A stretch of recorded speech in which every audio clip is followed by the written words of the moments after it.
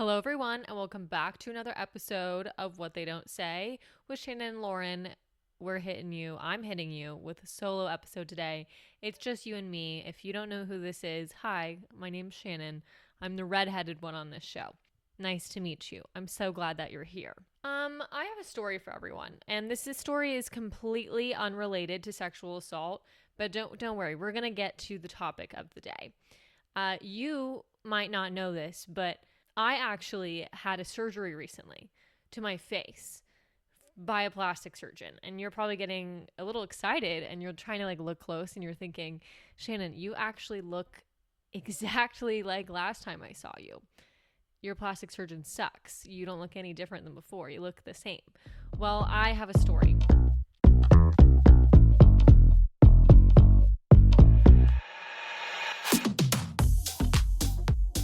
A few weeks ago, about a month ago, I moved to California temporarily for a job. So this is a new industry for me. This is a new position. And within this job, I get the opportunity to show potential tenants office spaces. Let me paint a picture for you. On week 2 of my job, day 2 of week 2 of my job, I was showing a potential tenant some space. And this was like an office space. So there was 8 offices and they're all glass walls. And, I'm showing this potential tenant, this space by myself. This is only the second time that I've shown a space. So I'm a little bit nervous, but I've been with them for about an hour. I've been showing them a few different properties and a few different suites, office spaces, but I'm still, eager. I'm moving around a little quickly. When someone's asking me a question, I may be talking a little bit faster than I normally would. And they ask me a question and I'm standing there, I'm talking to them and I say, let me show you. Let me show you the answer to your question. And I turn around and bam. And I'm like, wow, I just ran into something. What just happened? I'm so in shock. And the tenant and the potential tenant and their broker are like, oh my God, are you okay? And I'm like, yeah, I don't know. And I'm starting to feel like I'm going to cry. And I realize they're like, your nose. I realized that I just walked very quickly, a very rapid pace walk, I would say, straight into the glass wall of an office, of one of the offices that I was showing them. I just completely ran into it. Ran straight into it, full speed ahead. And they're like, no need to show us the rest of the space. We're totally fine. We can let ourselves out. And I'm like, no, I'm fine. And they say, no, you're not. You're bleeding. Blood is coming out of the inside of my nose. It is coming outside of my nose because I had split open the tip of the top of my nose up here. I'm trying to be a good, salesperson here, show them the space. I'm like, keep going. I'm fine. I'm strong. I'm a 23-year-old woman. If I run into a piece of glass, that doesn't hurt me. And they're like, it's okay. Don't worry. We'll email you. Have a good day. And I go to the bathroom. I look at myself and I'm just crying because this really, really fucking hurts. And I wiped the smudge of my face off of the glass wall in this office. And I pick myself up. I go back to the office. I thought I had myself composed. I start talking to my boss and my new coworkers, and I just start crying as I'm telling them, my face really hurts, And I feel like such a little bitch because, oh my God, it's an office full of men. But, they were really nice. They're like, it's okay. Just take some time. Everything's going to be okay. Well, the next 2 days, I'm, texting my mom a lot. And I'm saying, should I go to the doctor? Should I do anything? And she's saying, I think I'm fine. I think it's just, a little banged up. And we send some pictures to a friend. And he says, you might as well just go get it checked out. So he calls a doctor friend here in California, and I go to someone, and the guy says, yeah, no, you broke your nose, and we're going to need to put it back for you. And I'm like, well, does that mean I get a nose job? Is a nose job included? Can you fix some other things that I've got going on here? And he said, we're just going to put it back the way it was. I'm like, okay, I guess I have to get this surgery to fix my nose. So, within 4 days, we have the surgery scheduled and they put my nose back in place. Now, I wasn't fully under anesthesia, but I was pretty under anesthesia for the most part. I don't really remember what was going on. Everything was super fuzzy. I was on a lot of hard drugs. But the point of all of this story was, for one, that you guys have no idea that this happened within the past few weeks because I look the exact same. But the real core of this story is that I used to be an incredibly graceful woman. And that was because I was a figure skater for about 16 years of my life. I was a competitive figure skater. And my sole job was to make hard things look easy. My sole job was to be beautiful and graceful and do ballet and, be aware of my surroundings. And you're like, what the fuck does this have to do with sexual assault? Well, I'm getting there. I'm no longer an athlete, but due to my history of competing at a higher level, and I trained at the Olympic Training Center for figure skating for many years, and one of my goals was to be an Olympian. And because of, this sort of core of sport, and if you did sports, you'll understand that you always will have a connection and a respect for athletes. I don't always watch all of the Olympic events, except for figure skating. I do like to keep caught up on that. But when the Olympics rolls around, I really think about all of the athletes that are competing. I think about what they're about to experience. I think about how hard they've worked to be on this world stage. And there's a story that has risen within the past few days that has really made me question and think about what it really means to be an Olympian. Now, I'm not an Olympian, so, if you haven't heard, allow me to shed some light on what's going on in the Olympic space right now. Here is the tea. Not the tea. Here's the situation. It's not really appropriate to call it tea because we're about to be talking about statutory rape, sexual assault. We're about to dive into all of that. So there's a story that's been emerging as all the Olympic trials are going around, and this one has really caught my attention. There is a Dutch beach volleyball player named Steven van de Velde, who's 29 years old. He's a convicted child rapist, and he just qualified for an Olympic team as a beach volleyball player. So he will be representing the Netherlands at the 2024 Paris Olympic Games as somebody who was convicted back in 2016 for raping an underage girl. So to rewind a little bit, after doing some research, I discovered that at the time, this was back in 2014, he met with a girl who was 12 years old, and at the time he was 19 years old. They had been messaging on Facebook. I guess they met on Facebook. They had been messaging each other on Facebook, and he chose to fly to see her back in 2014, and he ended up taking her virginity, aka statutory raping her, because he was 19 and she was 12. Now, they ended up needing to go get a emergency contraceptive, and once that happened, there was a bunch of flags raised, I guess, like when they went to the hospital or whatever facility they went to, because they're like, well, why is this 19-year-old with this 12-year-old? And then that hence brought upon an entire case, because you can't have sex with a 12-year-old when you're 19, because that is statutory rape. Okay, in case you didn't know. Now, a trial did come about all this, and he was convicted on 3 different counts of rape and sentenced to 4 years in prison, and he only served a year, and then he got released. The sentence, I think you deserve a lot more than 4 years, but the sentence, we were at a good start. At least there was punishment. At least we were like, okay, let's convict him. We've got him. But you're going to let him out after a year? Okay. Anyways, moving along. So his return to sports, because he did return to sports fairly quickly after being released from prison, it's been a controversial thing. People haven't really liked the fact that we're letting this child rapist just run around, as a beach volleyball player. But with that being said, people really believe that this man, Steven, has sort of risen from the ashes, that he has been rehabilitated. They're not really worried about him committing more crimes. And how do we know this? How do we know that we're not worried? Well, it's because the Dutch Volleyball Federation has spoken up about how they feel about his rehabilitation. This is the general director of the Dutch Volleyball Federation. They say, "We know Steven's history. Before he expressed his desire to return to beach volleyball, we spoke extensively with him, as well as with the Dutch Sports Federation and the International Volleyball Federation. I'm so glad that you spoke to the child rapist and got his perspective on whether he felt that he was good enough to come back to beach volleyball. Really glad you got his POV on that." And there's this quote that he had said that I thought was really interesting. He had said this sort of, when he was returning to the sport after serving 12 months instead of 4 years in prison. He said, "I made that snap decision, and I booked that ticket in the morning and flew out in the afternoon.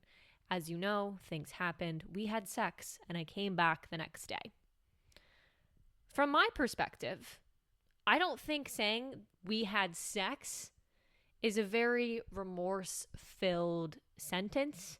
It completely ignores what actually happened, because what happened wasn't sex. It legally cannot be sex. What happened was assault. What happened was statutory rape. And so I find that alone in itself is that these sports federations can say whatever they want, whatever they think his rehabilitation is. But I think a statement like that alone demonstrates that he doesn't understand or comprehend what has happened here. So it's important to note that the federation and, these sorts of higher up groups that are in charge of, sports in the Netherlands and things like that, the Dutch Volleyball Federation, they acknowledge that he underwent some sort of professional counseling, intensive supervision, and that, he didn't just come back to the sport is what they're saying. They're saying that, he really took the time to heal, and that we wouldn't feel confident basically in sending him to the Olympics if we felt like he was going to rape someone else. Newsflash, Dutch Volleyball Federation. Nobody ever thinks that these people are going to be rapists. So there's been a few statements and perspectives about the fact that this man has made the Olympic team and will be representing his country this summer at the Olympic Games. And it's not good. The majority of the people aren't super thrilled with the fact that there's a publicly known child rapist going to be on the loose in the Olympic Village, free to just, where there are a lot of underage people, I might add.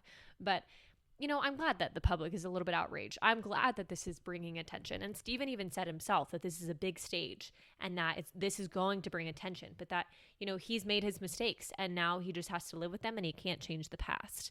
And yes, Steven, I do agree with you on that point of view that you did fuck up really bad.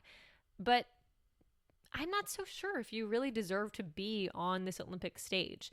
But we're not at my opinion yet. We're still at other people's opinions. Steven has really said that he's incredibly grateful for this opportunity and this second chance that the community and sport authorities have given him. And they as in these, federations, really want to emphasize his exemplary behavior since his return. So, since spending only 12 months instead of 4 years in prison after raping a child, they're feeling like his behavior's been pretty good. There are these two quotes that I got from an article that I'll link all these articles down below. One person says, "It's a slap in the face to survivors to see a rapist applauded as if nothing ever happened." We talk about this a lot on this podcast, that where are we putting rapists? Are we putting them on these pedestals? Are we putting them in power? Are we putting them on football teams, or sports teams, higher positions that are respected and applauded and really sought after? And it is a slap in the face. Absolutely. This other quote that I thought was really fantastic. This person says, "You know who already knows that the past cannot be erased? Victims of child sexual abuse." That's so good. They take Steven's quote that's saying, I can't change the past and I want to be better moving forward. Guess the fuck what, Steven? You already raped that child, and that child is going to remember the fact that you raped her for the rest of her life. Who knows what sort of, issues this girl is going to have and sort of therapy she's going to need and, questioning of herself and maybe hypersexuality, or who knows what issues she's going to have because you made a mistake, because you chose to take advantage of her. But so the biggest question that I have, and the one that really, I'm speaking here obviously from I'm angry. Like I'm actively and visually and audibly upset about all of this, and I'm upset to the point where I can't even really form full cohesive sentences about it. But something that I've been thinking about, I've been mulling over this for about the past 24 hours since I found out about all of this, is that, this case more than anything brings up a lot of questions.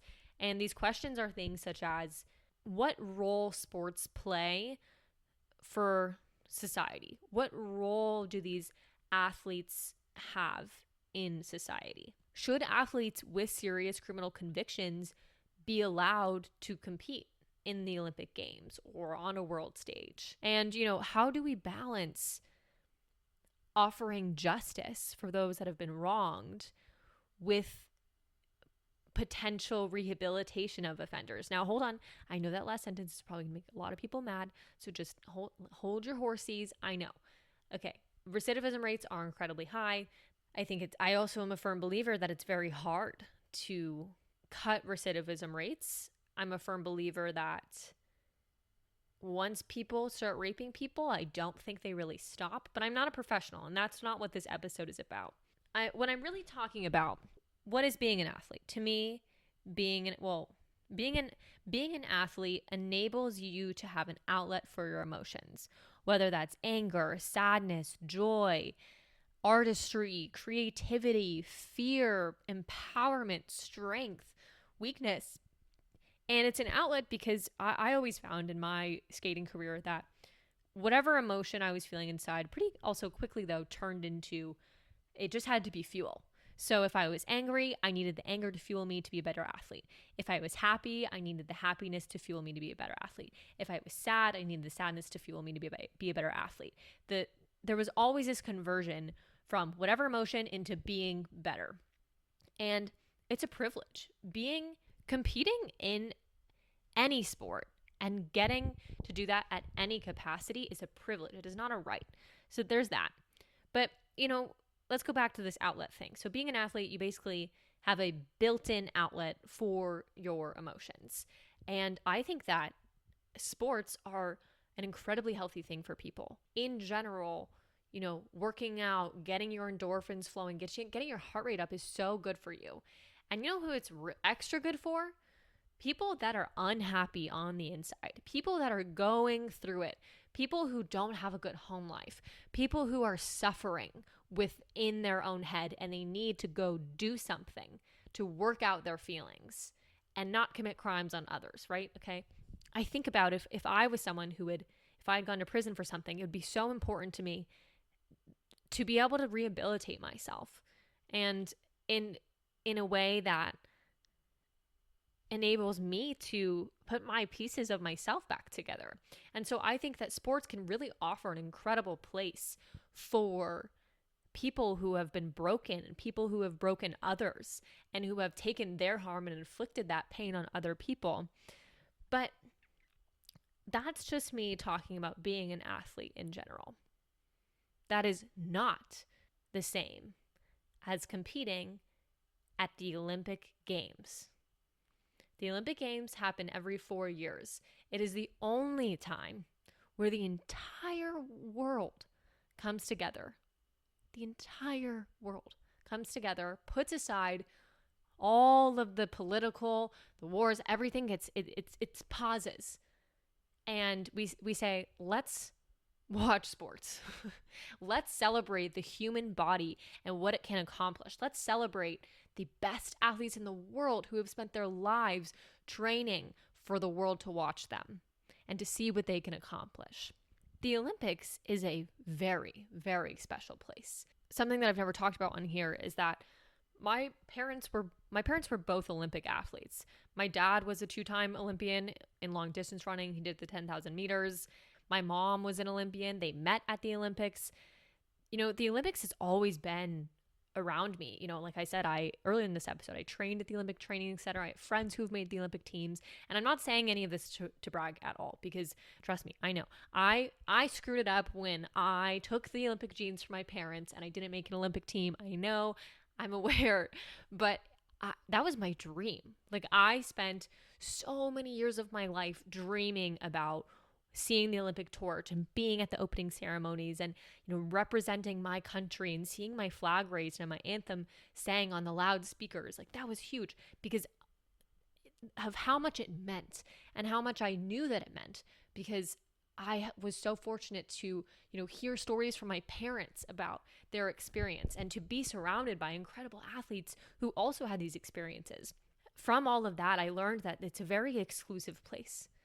It's exclusive for a lot of reasons and some that are not a positive thing. But right now I'm really trying to focus on sort of the glory of the Olympic Games here. Like this is the greatest thing you can ever do as an athlete. Like this is the epitome of greatness. I don't know.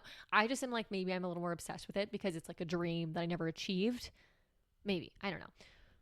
But the point here is that the Olympics is a special place. And on top of getting to really demonstrate yourself on a world stage, you are representing your country. You're representing a group of people that you came from, that you stemmed from, that your roots are in, that people that believe in you, people are rooting for you. And what happens when you have someone who is an Olympic athlete?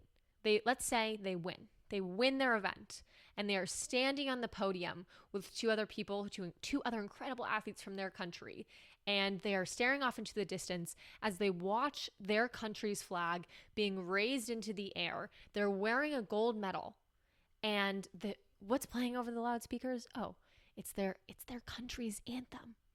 It's their national anthem. And what happens when that person on that physical high podium is a rapist?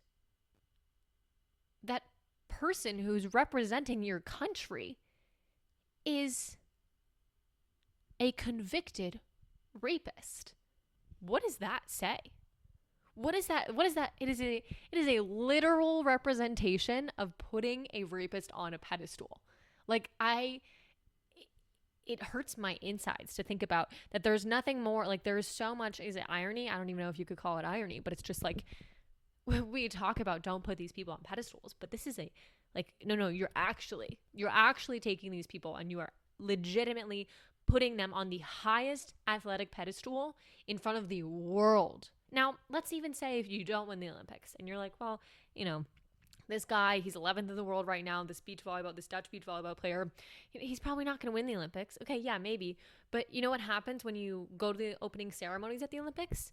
You walk following someone who's carrying your flag as they play your anthem over the loudspeakers, and you are decked out head to toe in the colors of your country, and this stuff that has been sponsored by Nike and Toyota and all of these incredible brands are branding you then. And what are you representing? Your country once again. So, that's like the piece of this that is incredibly hard for me to wrap my head around. Do you really want a rapist representing your country? I don't know. For me, if it was my country, I wouldn't. Sort of from a more technical standpoint, you're like, okay, Shannon, that's great. I know we don't like this. We agree with you. Maybe you're agreeing with me. Maybe you're thinking like, yeah, I see the point. We don't really like that, putting someone on a pedestal. I see you, I'm following you.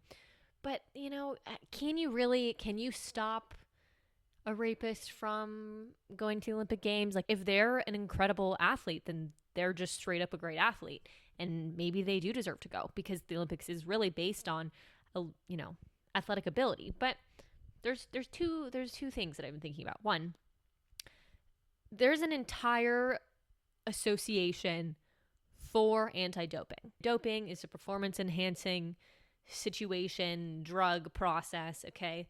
And, what it does is it helps you recover faster. And so, if you can recover faster, then you can probably jump higher, run faster, work out for longer, whatever. And there's an entire association to prevent blood doping. There's an entire anti-doping association. Along with that, all of the athletes get drug tested. Every athlete is, there's a conversation around clean sport. And a clean sport says, you know what?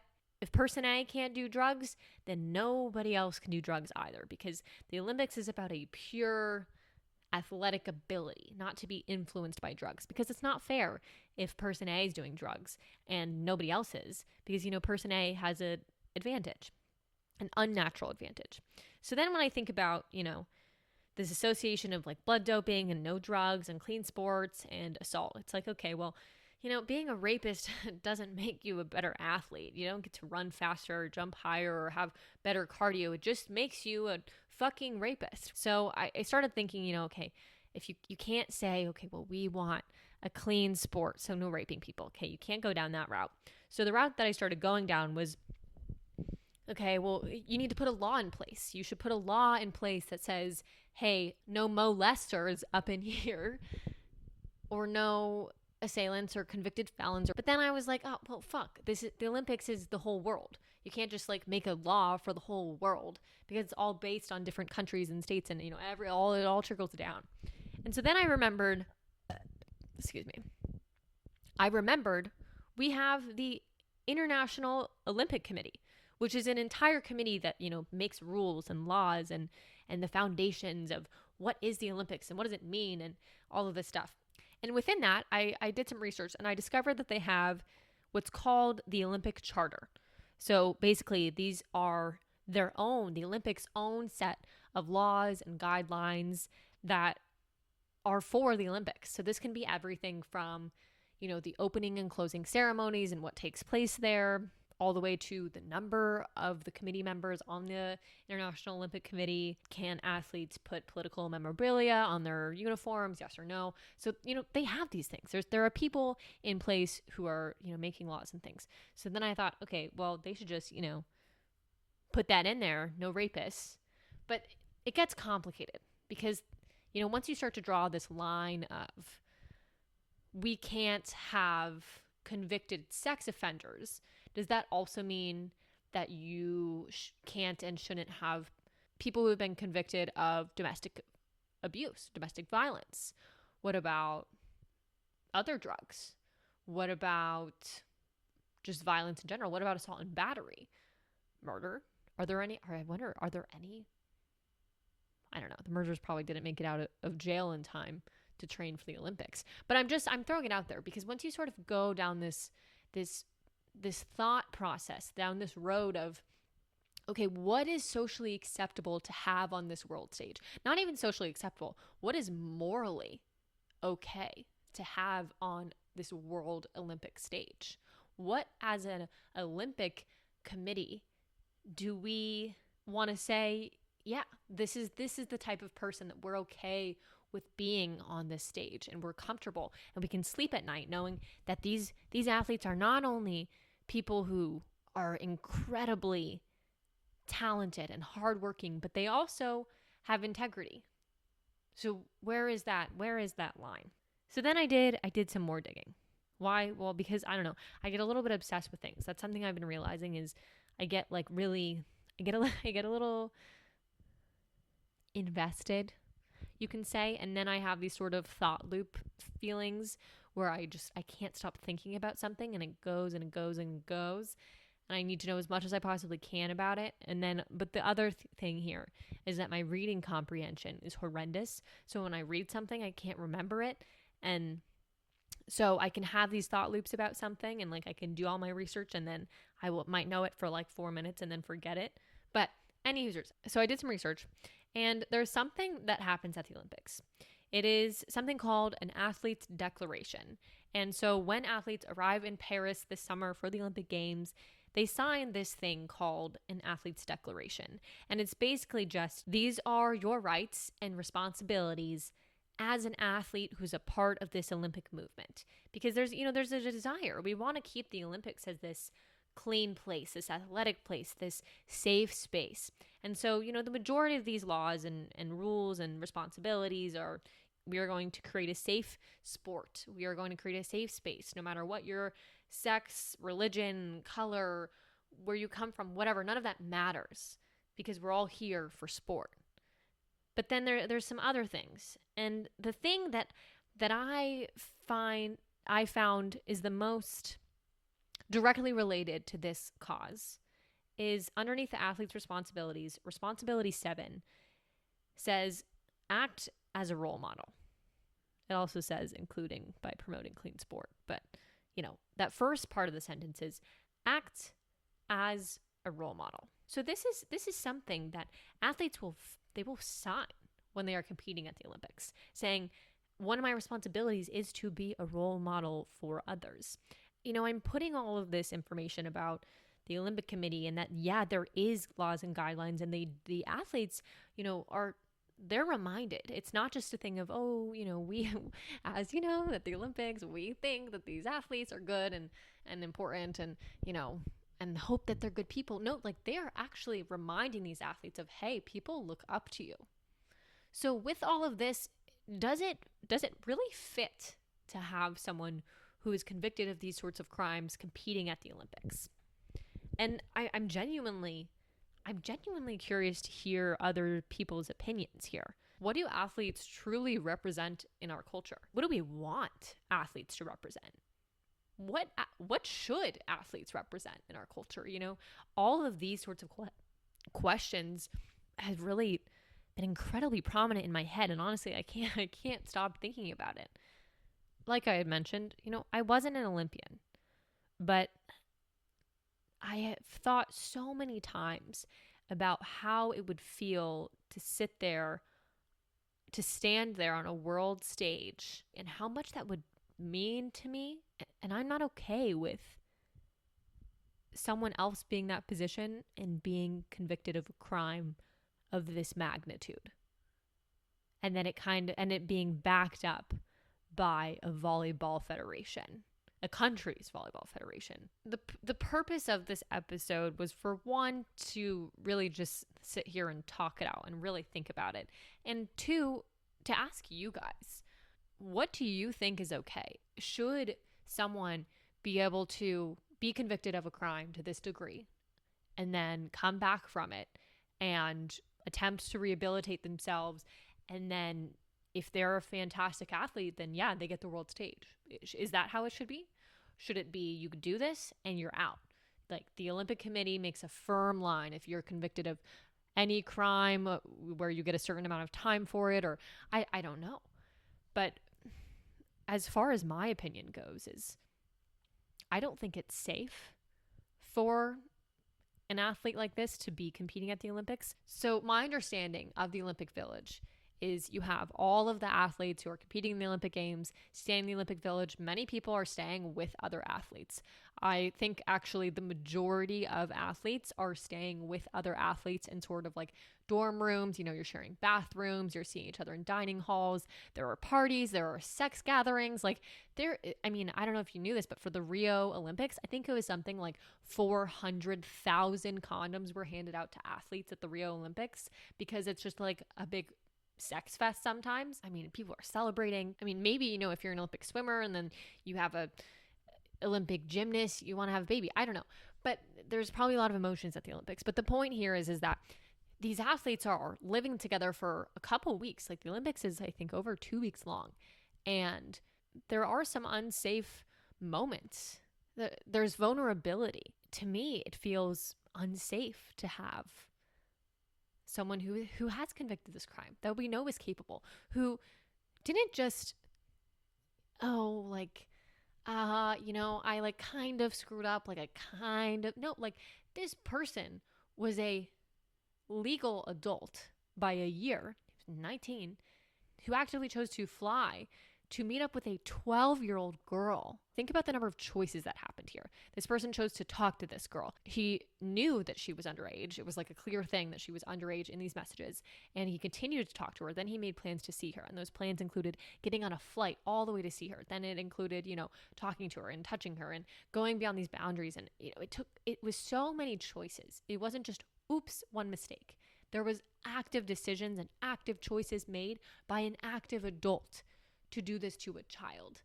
And I want to believe that people change. I want to believe that people can get better. I want to believe that recidivism rates are lower than I know that they are. I really want to believe that.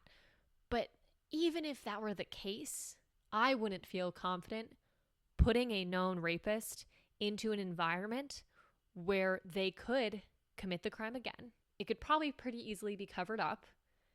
And there's an obscene amount of underage people who compete at the Olympic Games. Okay, that was a lot. I don't know if any of this made sense at all, especially the part where I actually laid out the events of what happened. But I will link an article down below though that really details out the order of events and how all this happened and the conviction rate and not the conviction rate and the year this happened and everything. All of those details will be in an article link down below. Thank you for listening to my rant. I want to hear your thoughts. I want to know what you guys think should be done in this scenario. Do you think that people who have been convicted of a crime of this magnitude should get a quote unquote second chance? Should they be able to compete on this world stage and represent their country? Should there be a line? Should this statement of athletes should create a safe space and they should have integrity, should that be more clearly defined and built out into the Olympic rules? Should it not matter? Should it just be a thing of they're fucking athletes? Like, just let it be. I want to know your guys' thoughts. So if you're on Spotify, there's like a comment area on usually I think it's the bottom of all of our episodes. It's a prompt of just like, what did you think of this episode? We'll be able to see what you guys comment. If you're not listening to this on Spotify, then you can, DM us on Instagram or TikTok or send us an email at whattheydon'tsay@gmail.com. I want to hear your guys' thoughts. Please let me know. I don't know if this is going to go out before 4th of July, on 4th of July, or after 4th of July, but regardless, I hope you have a fantastic holiday week and that you enjoy the day off of 4th of July if you're in America. Thank you guys so much for listening. I love you so much. I can't wait to hear your guys' thoughts on this topic and this episode. I hope you have a great rest of your week. Thank you so much for tuning in. We'll catch you on the flip side. I'll catch you on the flip side. And cheers.